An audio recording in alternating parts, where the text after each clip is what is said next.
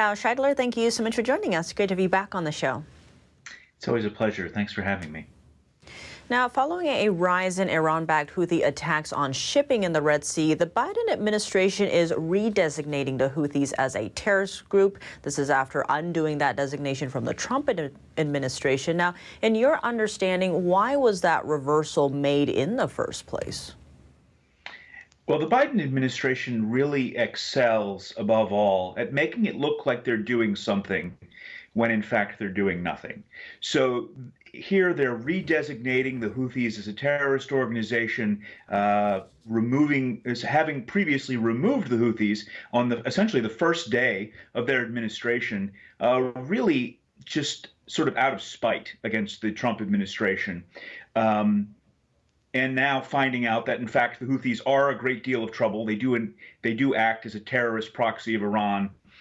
And the Biden administration has been taking flack in the press endlessly over their decision to remove the Houthis from the terror list. So here they are trying to make it look as though they are correcting their mistake. But if you look at the actual language that National Security Advisor Jake Sullivan put out in their announcement, there's a 30-day wait before any sanctions take effect.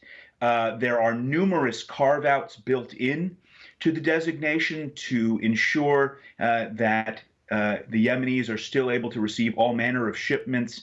There's an explicit statement saying that the U.S. is going to continue to tolerate the movement of items in Yemeni ports headed to the Houthis. So really, this is all about making it look like they're doing something, ending the bleeding in the press where they're getting attacked, while at the same time not actually really changing their position all that much. Now, in response to these strikes by the U.S. and the U.K., the Houthis are vowing revenge. Now, reports are noting the open border, the record number of known terrorists crossing into the U.S., and also these potential sleeper cells that are already in the U.S. Now, how serious of a risk is all of this? Well, it's pretty serious. The Houthis have no real demonstrated ability to conduct terrorist attacks internationally. They do have the ability to target Saudi Arabia. They've done that quite a bit. We may see them do some of that in the future. They haven't really have a reported ability to target internationally. Their sponsor, Iran, however, does. Both IRGC and their proxy Hezbollah have the ability to conduct attacks throughout South and Central America and potentially in the United States as well. We know that they have Hezbollah cells in the United States which conduct intelligence and preparations for such an attack if they were to choose to launch one. They have also worked with Mexican drug cartels in the past, including attempting to hire drug cartels to conduct assassinations and bombings. So they are willing and able to do that. And if there is an escalation on the homeland, it will ultimately be Iran's hand, not the Houthis, that does it. And expanding on that, you have a piece out commenting on this video from an al-Qaeda faction that's teaching would-be terrorists how to make bombs and use them on airlines. Now, this is bringing back memories of 9/11.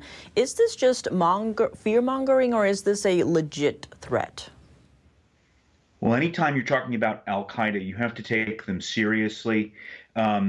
But what we are seeing here is sort of a distributive effort. They're sharing information. They're trying to build on the fervor and the attention that Hamas's attack on Israel has created, and they're trying to take advantage of some of that to get some eyes on them. Terrorist groups do constantly struggle with each other over attention and media focus, and so al-Qaeda is trying to bring some of the spotlight back on them. On the positive side, positive for us, al-Qaeda has struggled in recent years to pull off really elaborate operations, and so they're relying here on trying to get a local, maybe homegrown, lone wolf type actor to conduct an attack using the information that they've provided. Where we do have to take them seriously, however, of course, they still have the ability to train in Afghanistan as well as in places in West Africa and Somalia. So we can't take our eye off the ball there, particularly with their affiliate Al-Shabaab in Somalia remains very capable, and they have links back to the U.S. homeland. So we have to watch them very closely. But I think to a certain point, this is al-Qaeda trying to pull the spotlight back onto them. And given all of this, what can law enforcement do to ensure Americans' safety? Of course, all American law enforcement need to be ever vigilant, particularly now. They need to have, I think, very importantly, local law enforcement needs to have a good understanding of the various communities in which these terrorists hide in their areas, so they understand it. They know who's normal, who's in the area, and if there are changes, then they should be watchful for that, as always. And then, of course, the big thing is the southern border, getting control of the southern border. The reports of 400 terrorists or suspected terrorists crossing the border just the last few years, and the thousands of unknown migrants who have crossed the border. And when you don't know who someone is, you don't know who's hiding among them. And so getting control of that is the single biggest Homeland Security priority that we have. Quite concerning indeed. Kyle Shideler, thank you so much for your time. Thank you.